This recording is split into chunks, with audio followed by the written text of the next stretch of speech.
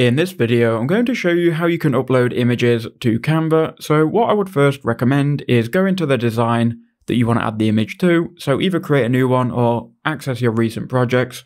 I'm just going to create a new canvas for this example. So we're now going to upload an image to this design. Now to do that, what you need to do is come to uploads on the left here. Now you may have to scroll up and down to find it, but you should see it. It will be the upload section. You can then click on that and then it will give you the option to upload files. You can upload images, videos or audios. So make sure you're on the right section. Click upload files. It will then open up your file explorer where you can then find an image. I'm just going to upload this one. We'll then click open. It will then upload the image and you'll see the progress of the image. And once it's fully uploaded, you can then use this in any Canva designs. And if you want to drag it on your project, just left click and hold and drag it on. So that's how you do it. You can also resize it and edit it in Canva.